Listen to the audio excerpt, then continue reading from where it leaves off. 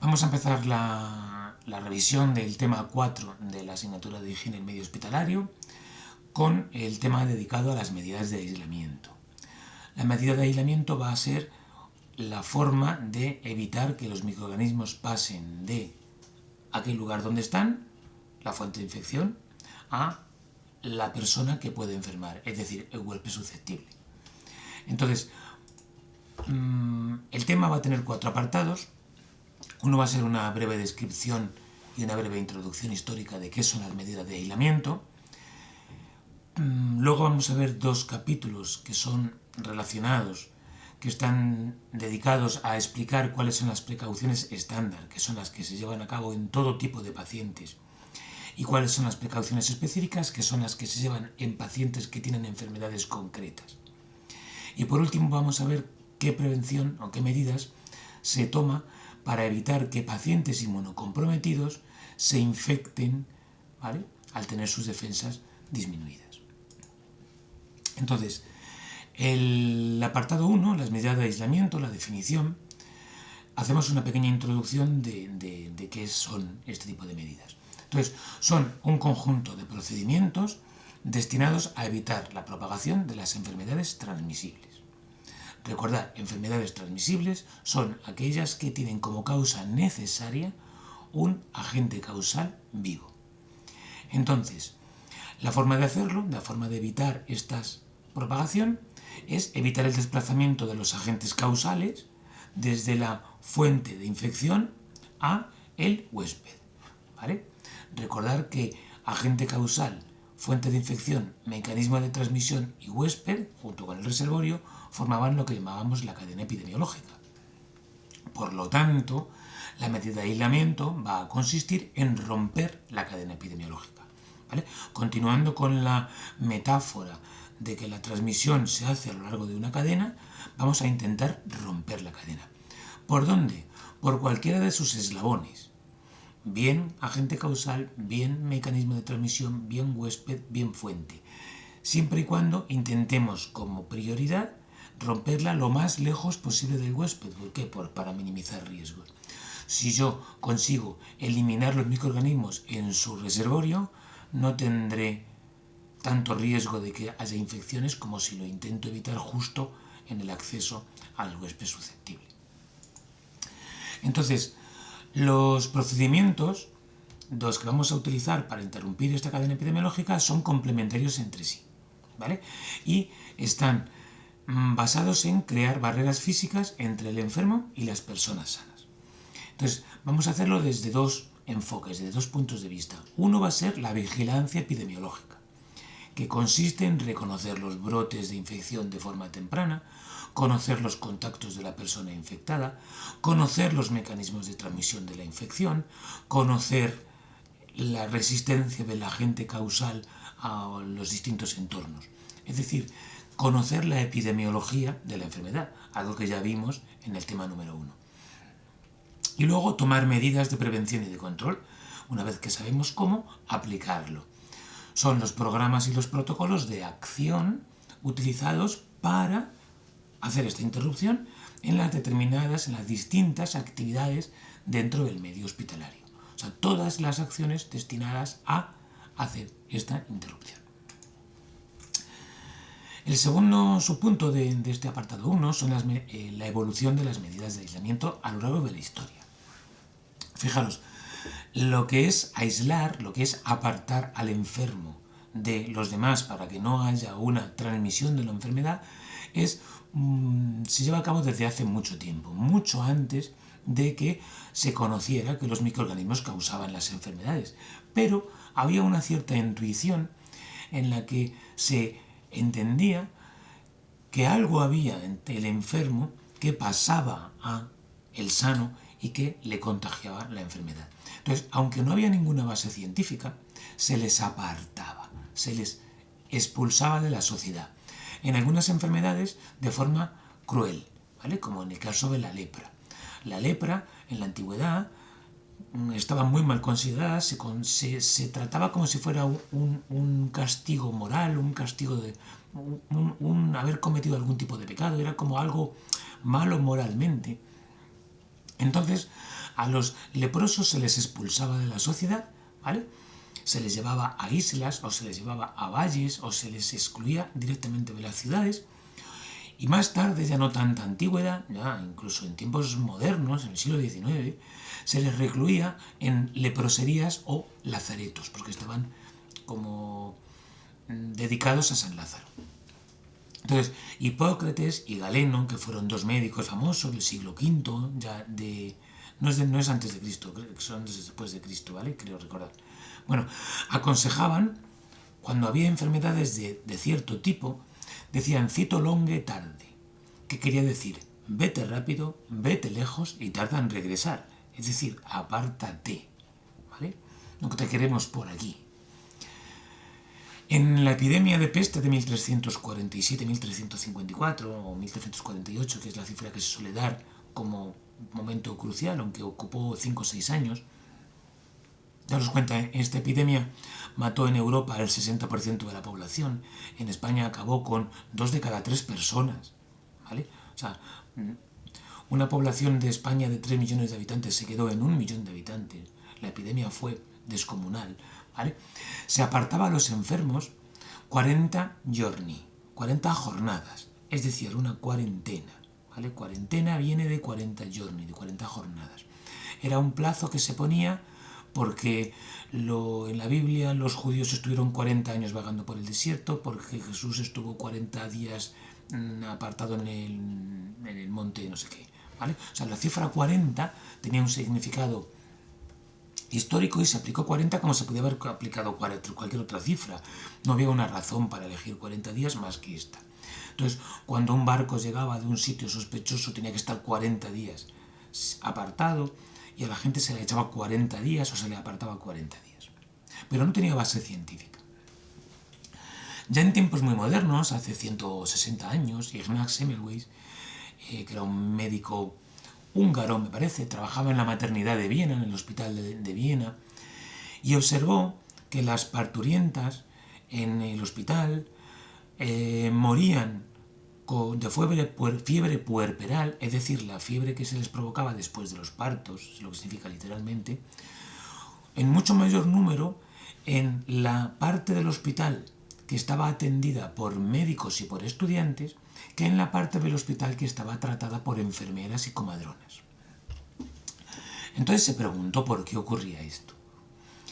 La probabilidad de morir de fiebre en un hospital era altísima en general, pero mucho más alta cuando era en la maternidad en la que estaban los médicos que en la maternidad en la que estaban las enfermeras.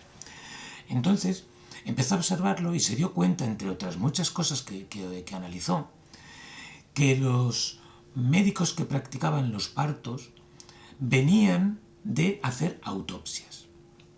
Y directamente después de hacer las autopsias, imaginaros en 1847 cómo eran las autopsias y cómo eran las morgues donde se acumulaban los cadáveres sin refrigeración ni nada que se le pareciera, ¿vale? Pues después de hacer las autopsias iban a atender a los partos. Entonces pensó que los médicos llevaban en sus manos partículas cadavéricas que provocaban la muerte, transmitían partículas cadavéricas entre los cadáveres a las parturientas y eso les provocaba la muerte. Entonces, como no sabía nada de microorganismos, les aconsejó lavarse las manos con una solución de cloro hasta, y este era el punto, eliminar el olor a cadáver de las manos. Imaginaros cómo tenía que oler, ¿vale? Entonces, esto redujo un montón las muertes y las redujo a las cifras de la otra maternidad, de la maternidad de las enfermeras, incluso bajó un poco más. Entonces estaba claro que algo había. Unos pocos años después, unos 20 años después, Louis Pasteur formuló lo que se ha llamado la teoría microbiana de la enfermedad. Es decir, en un principio hipótesis de que había microorganismos, o sea, bacterias o virus. Los virus no los conocían todavía, si no recuerdo mal. Bacterias que pasaban de un sitio a otro sitio y que eso era el causante de las enfermedades. No de todas, obviamente, pero sí de muchas. Esa hipótesis la confirmó Robert Koch, que era un médico alemán, en la misma época con la tuberculosis. Entonces, esta idea de que había microorganismos que causaban enfermedades, la aplicó Joseph Lister, ¿vale? Promoviendo una serie de cambios radicales en la forma en la que se llevan a cabo las cirugías. Entonces, obligó a lavarse las manos, a ponerse guantes y a esterilizar el instrumental quirúrgico y a limpiar las heridas con fenol. Entonces, esto redujo de una forma radical la infección dentro de los hospitales. De hecho, a Lister se le considera el padre de la antisepsia y hay un producto, un desinfectante para la boca, el Listerine, que lleva el nombre, o su nombre es en honor a Joseph Lister. Estos son los personajes de nuestra historia: Semmelweis, Koch, Lister y Pasteur. Húngaro, alemán, inglés y francés. Posteriormente, 10 añitos después, en Estados Unidos, ya con estas ideas bien asentadas, se pusieron en práctica medidas de aislamiento y de protección, creando hospitales de infecciosos. En un principio, estos hospitales de infecciosos no eran muy eficaces porque no separaban a enfermos por el tipo de infección, sino que los juntaban todos, ¿vale? Y no se utilizaban medidas de antisepsia de forma tan general como estaba proponiendo Lister en Europa. Pero poco a poco se empezaron a utilizar, ¿vale?, a partir de 1910, y se empezaron a llamar enfermería de barrera. La enfermería de barrera es interponer barreras entre el enfermo y el sano, de forma que no se produjera esa transmisión de microorganismos que habían propuesto Pasteur y Koch.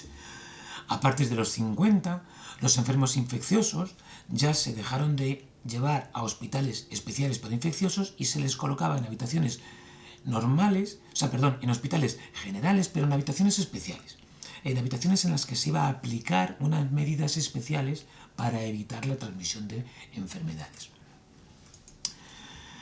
Pero, claro, ya hasta 1970 no se propone en el Centro de Control de Enfermedades de Estados Unidos un manual de recomendaciones de aislamiento para su uso en hospitales. ¿Por qué aparece tan tarde? Porque hasta tan tarde, aunque sabíamos que se transmitían las enfermedades mediante microorganismos, no se sabía qué enfermedad se transmitía cómo. Si por el aire, si por contacto, si de forma respiratoria, si de forma por gotas, si por tocar restos de heces, no lo sabían. Entonces, cuando ya avanza ese conocimiento, se lo ponía 7 categorías de aislamiento.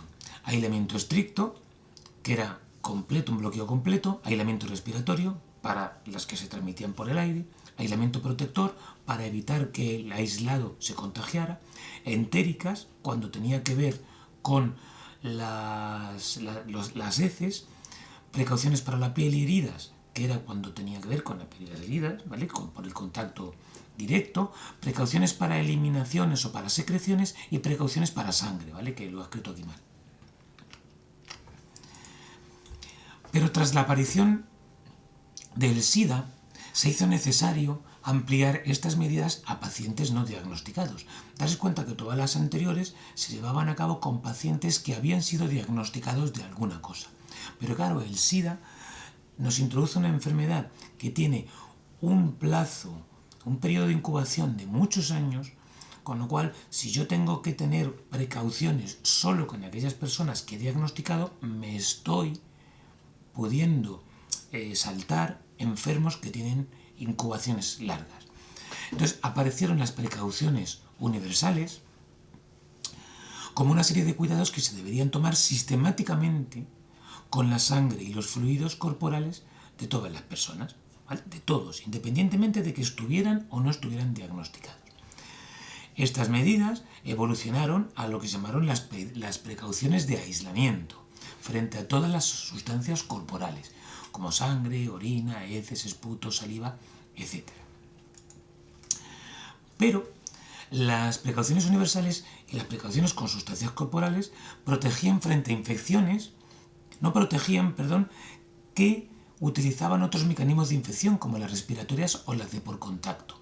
Esas sí estaban en las 7 categorías de aislamiento, pero no estaban en estas de aquí, ¿vale? Entonces, en 1996, El Comité Consultivo de Prácticas de Control de Infección Hospitalaria incluye todas las formas de contagio, ¿vale? Ya lo hace incluyendo todo, a diagnosticados, a no diagnosticados y todas las sustancias y todas las vías de contacto, y recomendó que las precauciones de aislamiento se realizaran en dos niveles distintos. Un nivel que se llama precauciones estándar, que son lo que se llamaban precauciones universales y precauciones frente a sustancias corporales, que se aplican en todos los pacientes independientemente de su estado infeccioso.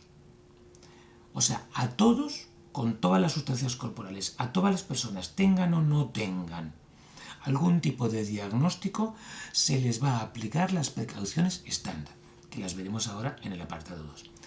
Y luego hay unas precauciones específicas que se toman con aquellas personas que están diagnosticadas de alguna enfermedad, además de las estándar. ¿Vale? Entonces yo tengo las precauciones estándar con todas las personas y las precauciones específicas que son además con las personas que estén diagnosticadas, y se va a clasificar en los 3 mecanismos de transmisión que vimos en el tema 1. Las respiratorias, que eran las que se transmitían por aerosoles, las de por gotas, que eran por partículas más grandes de determinado tamaño, y las de por contacto, que son en las que hay un contagio directo tocándose o mediante las manos o cualquier otra forma de contacto